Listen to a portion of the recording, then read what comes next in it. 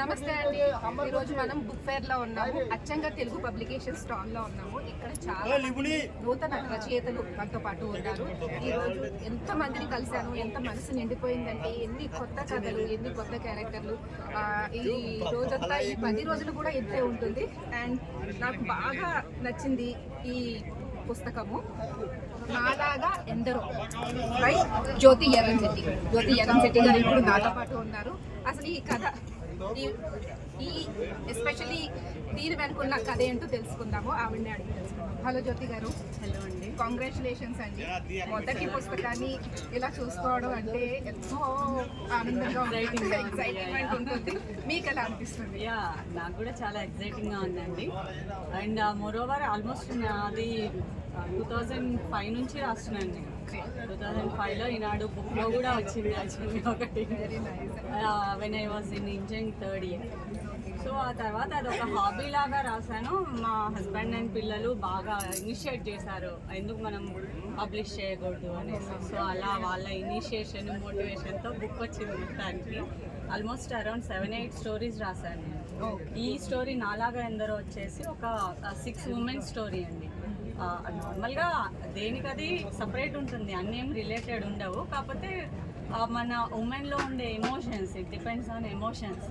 మొత్తం ఎమోషన్స్, బాధ, కోపం, ప్రేమ, అన్నీ, నిరాసక్తత, ఇవి అన్ని ఎమోషన్స్ ఉంటాయి ఈ బుక్లో. సో చదివిన వాళ్ళకి ఖచ్చితంగా నచ్చుతుందని ఐ హోప్. తప్పకుండా అండి. నాకు ఈ కవర్ పేజ్ అయితే చాలా బాగా. కవర్ పేజ్ వచ్చేసి మా ఆఫీస్లో intern student. Actually we have a pharma R&D centre, we own a company. So అందులో ఇంటర్న్ స్టూడెంట్ తను, నేను అడగగానే నేను చెప్పాను ఇలా, రిఫ్లెక్షన్లో సాడ్ ఫేస్ రావాలి. మెయిన్ ఎమోషన్స్ అంటే హ్యాపీ అండ్ సాడ్నెస్ కదా.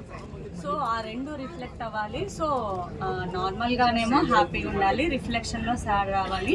అండ్ ఇది యాక్చువల్లీ నేను గూగుల్లో డౌన్లోడ్ చేస్తే రిఫ్లెక్షన్లో కూడా ఇదే ఫేస్ ఉండే, నేను ఇది చేంజ్ చేయించాను అన్నట్టు. సో అది అతను వేసిచ్చాడు. అంటే దీని వెనుక ఎంత అర్థం ఉందో ఒక్క కవర్ పేజ్ మాత్రమే స్పీక్స్ అలా దాని గురించి అనేసి యాక్చువల్లీ నేను సర్చ్ చేశాను, ఇలా దొరకలేదు నాకు గూగుల్లో ఎక్కడ. సో తన హెల్ప్ తీసుకొని నాకు ఇలా కావాలి రవీందర్, డ్రా చేసిస్తా అంటే ఓకే మ్యామ్ షూర్ అనేసి ఇమీడియట్గా వితిన్ 2 daysలో ఇచ్చేసాడు అతను. అంటే కవర్ పేజ్ కూడా ఒక రకంగా మీరే దగ్గర నుండి డిజైన్ చేయించుకుంటారు. Very nice. అయితే అచ్చంగా తెలుగు పబ్లికేషన్స్ వారు అంటే చాలామంది యంగ్స్టర్స్ని ఎంకరేజ్ చేస్తూ ఉంటారు. అంటే వాళ్ళు బేసికల్గా ఈ రైటర్ ఏంటి, ఎన్ని బుక్స్ రాశారు అనే ఇలాంటివి ఏమి చూసుకోరు. కొత్తగా రైటర్ ఒక మంచి ఆలోచనతో ముందుకు వస్తే వాళ్ళకి ఖచ్చితంగా ప్రోత్సహిస్తారు. సో అచ్చంగా తెలుగు పబ్లికేషన్స్ వారితో మీకు ఎలాంటి అనుబంధం ఏర్పడింది? యాక్చువల్లీ మా ఫ్రెండ్ ఒకరు సజెస్ట్ చేస్తారు, పద్మిని బావరాజు గారిని. సో నేను అండ్ మా హస్బెండ్ ఇద్దరం వెళ్ళి మీట్ అయ్యాము. ఫస్ట్ మీట్లోనే బాగా ఇంప్రెస్ అయ్యాం మ్యామ్ గురించి.